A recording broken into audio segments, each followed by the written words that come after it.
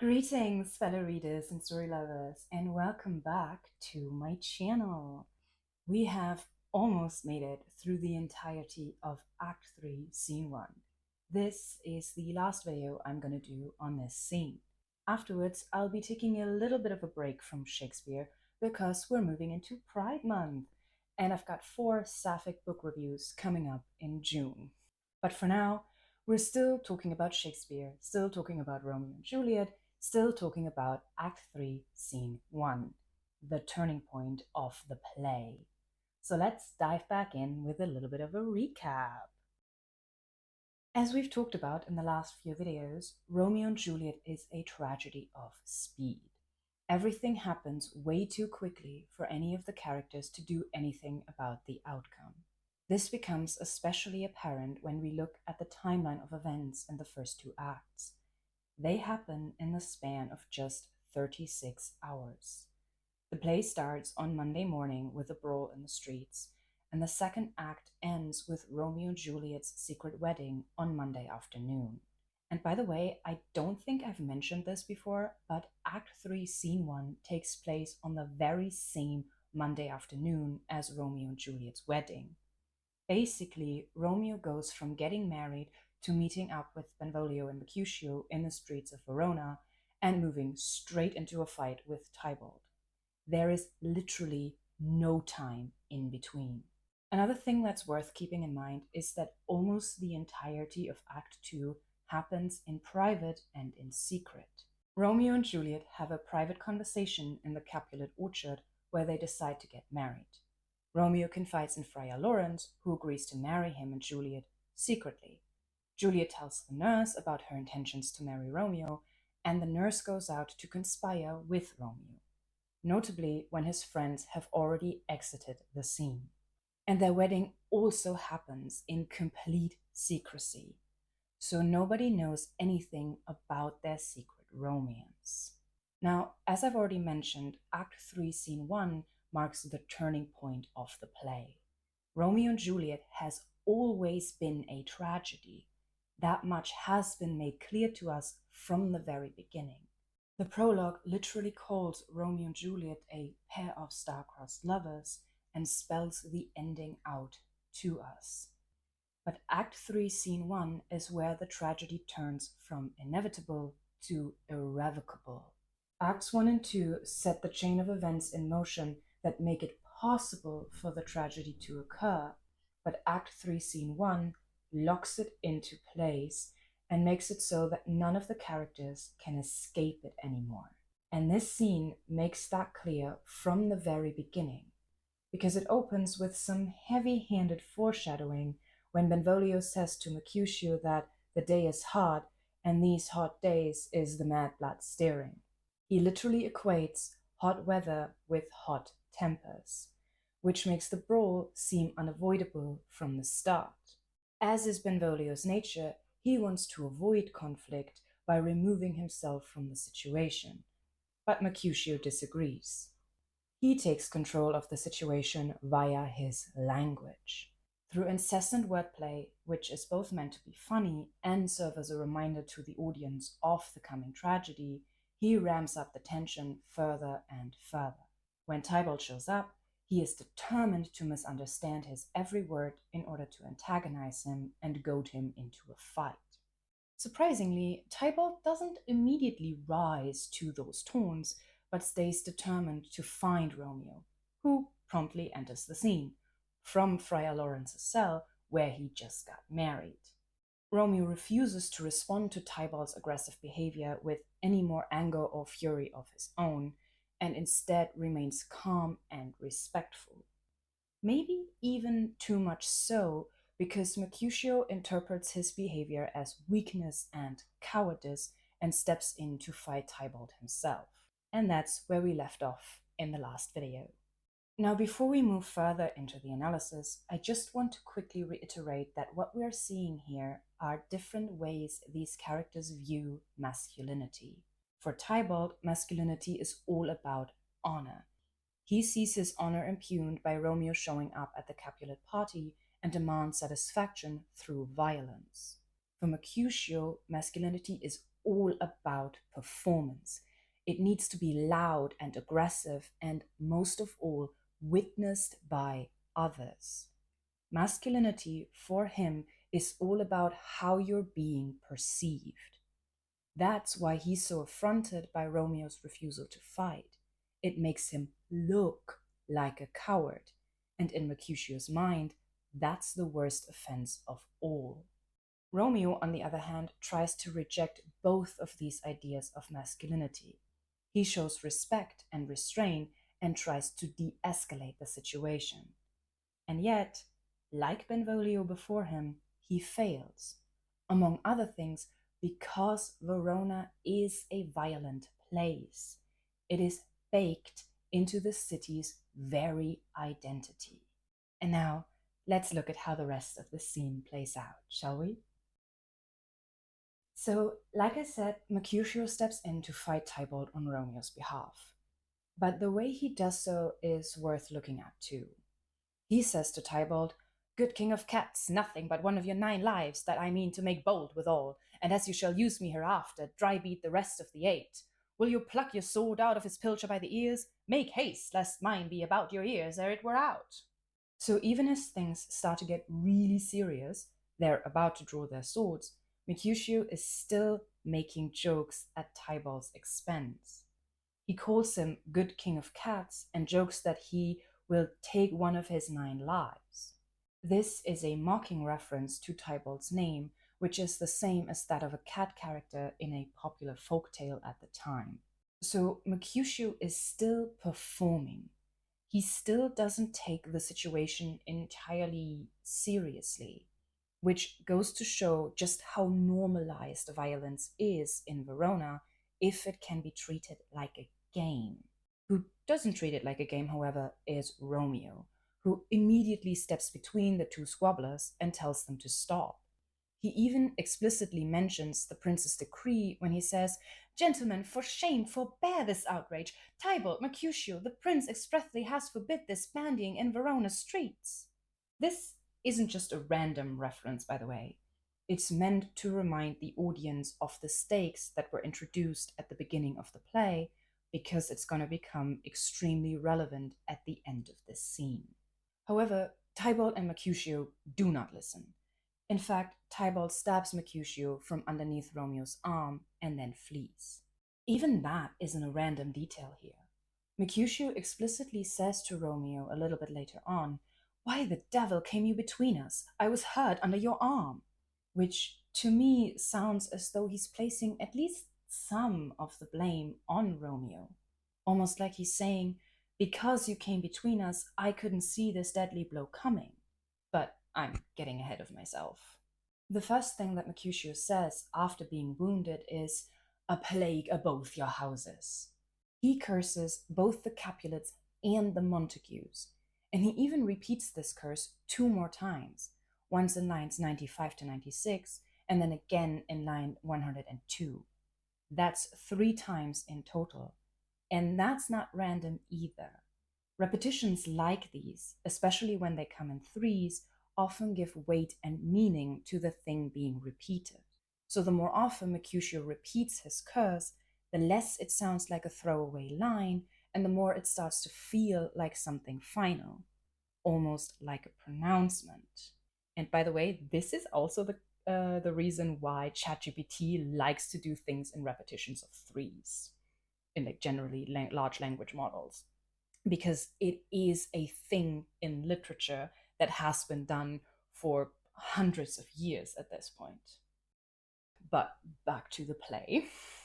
And if we take into account the play's ending, which we already know about thanks to the first prologue, it's not hard to see Mercutio's curse as something that comes true, isn't it? Whether that's fate or the result of the character's choices is a question the play keeps circling. And the answer is, frankly, a matter of interpretation.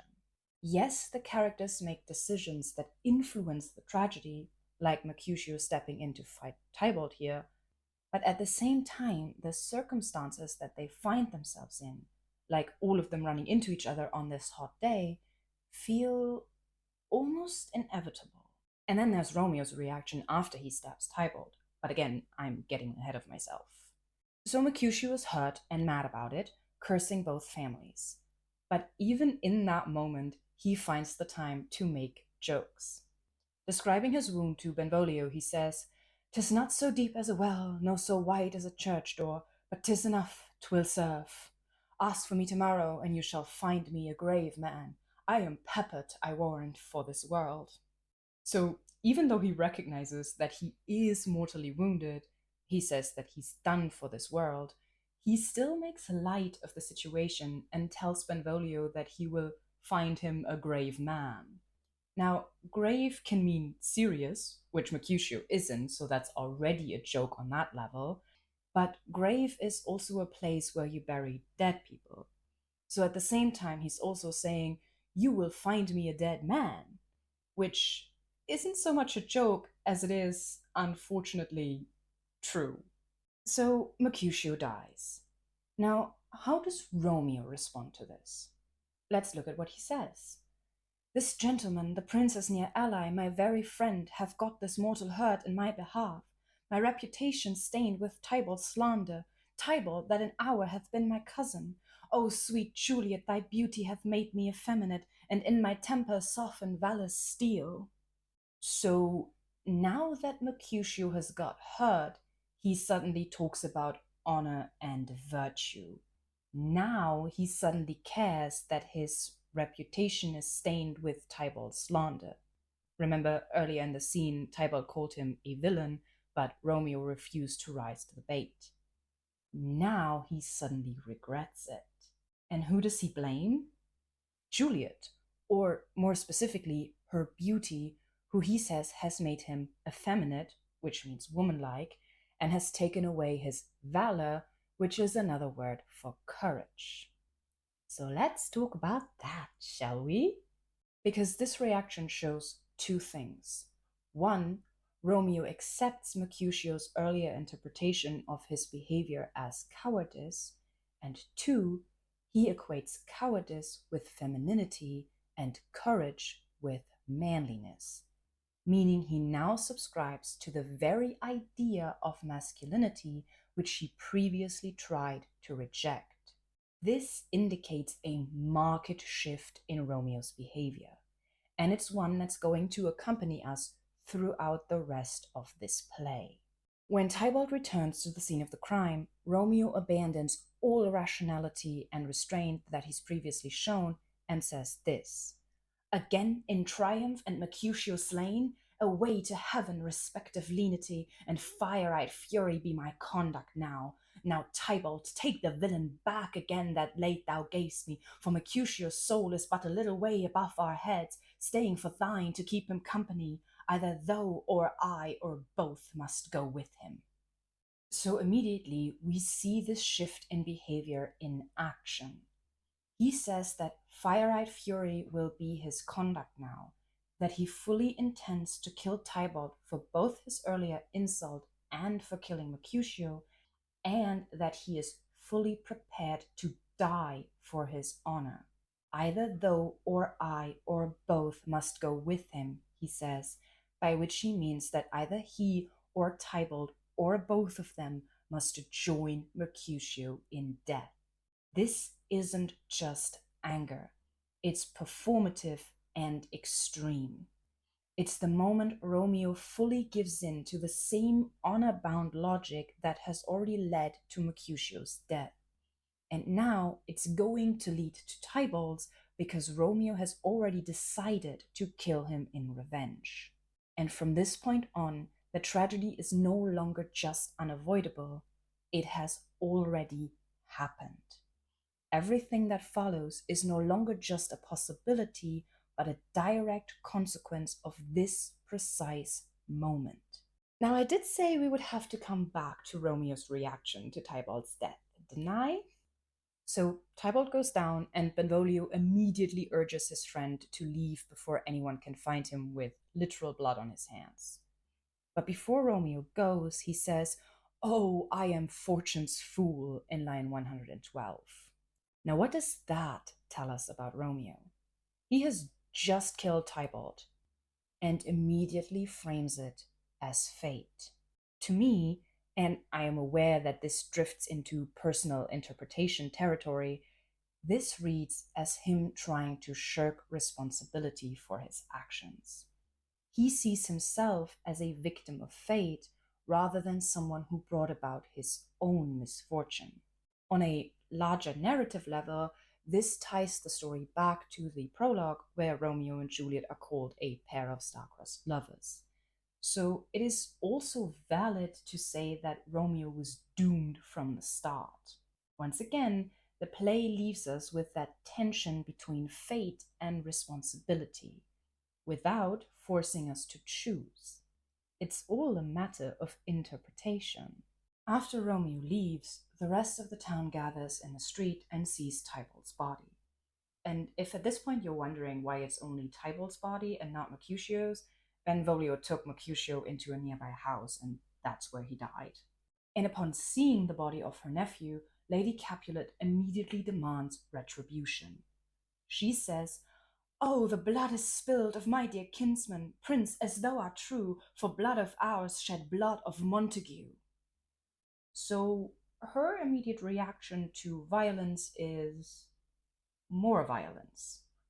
Even though two people are literally dead, nothing has changed.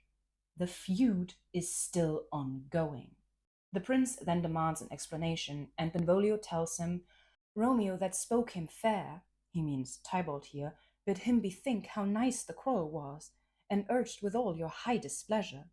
All this uttered with gentle breath, calm look, knees humbly bowed, could not take truce with the unruly spleen of Tybalt, deaf to peace." Now, I think it's fair to say that this is an accurate portrayal of events.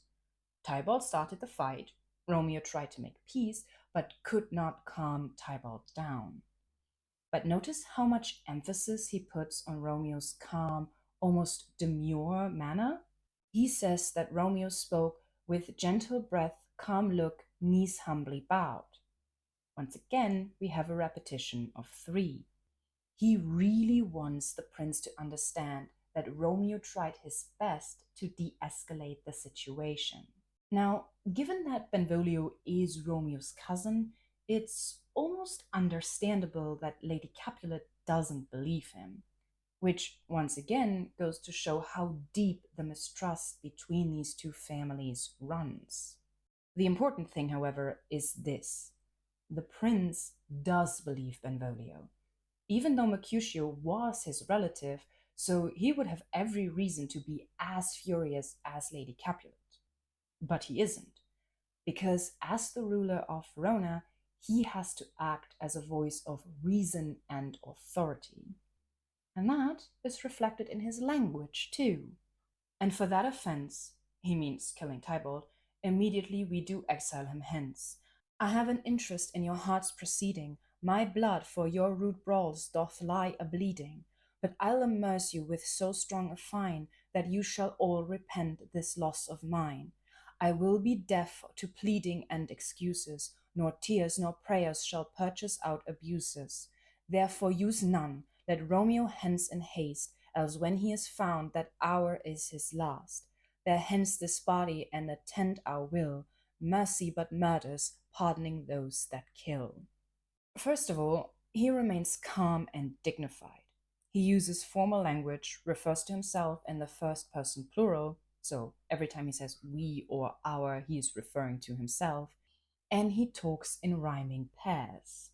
That last feature actually represents a pretty stark difference to the rest of the scene. Most of the characters in this scene talk in prose, especially Mercutio and Tybalt, or in blank verse. The prince now talks in rhyming pairs, which places him above the squabbling families. And if you remember, I actually talked about the rhyming pairs in Act 1, Scene 5, when Romeo did his over the top romantic poem about Juliet's beauty. But I want to direct your attention to his final line, which is also the final line of the scene: "Mercy but murders, pardoning those that kill." Here he's saying that pardoning murderers will only lead to more killing. So even though the prince remains calm and level headed, he rejects leniency and still chooses to punish Romeo, though only with banishment and not with death. Now, if all of that gives you the impression that the prince fulfills his role as Verona's ruler effectively, it is worth noting that he only shows up after the two murders have already happened. And the same was also true in Act 1. He only arrives after the fight has escalated into a full brawl. Yes, he acts as a figure of authority and issues royal decrees, but he consistently shows up too late to prevent the violence, which means that even he doesn't have full control over his citizens. And that lack of control is part of what allows the tragedy to occur. All right, we have made it to the end of another scene. Like I said at the beginning, Act 3, Scene 1 marks the turning point of the play. It's where the tragic outcome locks into place and becomes not just inevitable, but also irrevocable. Everything that happens from here on out happens as a direct consequence of the events in this scene. Juliet is being forced to marry Count Paris because Tybalt, Lord Capulet's only male heir, is now dead. This leads to Juliet faking her own death with Friar Lawrence's help, which leads to Romeo mistakenly believing she really is dead, which leads to him killing himself and then Juliet taking her own life in response. But it all comes back to this very moment: Tybalt killing Mercutio and Romeo killing Tybalt. So let's take a step back and look at the most important points from this analysis. Act 3, Scene 1 takes place out in the open, a stark contrast to Act 2, where everything happened in secret. It also happens straight after Romeo and Juliet's secret wedding. Romeo goes from Friar Lawrence's cell to meeting his friends in the streets. The scene opens with some heavy-handed foreshadowing from Benvolio. It's a hot day, and that means tempers are also flaring. A fight seems inevitable. When Tybalt shows up, Mercutio adamantly misunderstands him at every turn, teasing and antagonizing him by twisting his words and making relentless puns. At one point, even making fun of Tybalt's name by calling him Good King of Cats. Romeo approaches them, and Tybalt immediately challenges him to a duel, which Romeo politely refuses, much to Mercutio's displeasure. He thinks Romeo is acting out of cowardice, which goes directly against his idea of manhood. So he decides to step in and fight Tybalt himself. Romeo steps between them, but Tybalt manages to stab Mercutio underneath Romeo's arm. This leads to a marked shift in Romeo's behavior. Where he's previously tried to reject both Mercutio's and Tybalt's idea of masculinity, he now calls his behavior effeminate and swears revenge on Tybalt in order to restore his friends and his own honor. However, after he kills Tybalt, he immediately regrets his actions, calling himself Fortune's fool, meaning that he sees himself as a victim of fate. Whether he is or whether he brought about his own misfortune is a matter of interpretation. The play never gives us a definitive answer. Benvolio urges his friend to flee, which Romeo does, just before the prince and the rest of Verona arrive. After Benvolio explains the situation, the prince decides to ban Romeo from Verona instead of sentencing him to death. This makes it difficult, if not impossible, for Juliet to reveal her marriage status to her parents without consequences, which becomes a driving force in her decision to fake her own death. And with that, the tragedy is almost complete, and everything else can now take its course. But it's going to be a little while before we take a look at the rest of this play, because like I said in the intro to this video, the whole of June will be dedicated to Sapphic book reviews before I return to the regularly scheduled Shakespeare analysis content. For now, this is me, signing off. Whether this... Great start! I never read my sentences to the end. My blood for your rude broth. Channeling the prince. Pretty stark. Forgot to read a word. Murderous. Went a bit Scottish there. I'm not even Scottish. So even though the prince remains calm and level-headed, yeah, he wears a hat. A level hat. What's a level hat? Thanks everyone for watching. If you enjoyed this video, please make sure to like, share, and comment down below. And don't forget to hit subscribe if you don't want to miss any of my future videos. I also have a Patreon that you can subscribe to, starting at as little as $2 a month, which gives you early access to any of my videos. Higher tiers include access to exclusive Patreon-only content and the chance to suggest books, plays, or poems for any future analysis. For now, that is it from me, and I'll see you next time.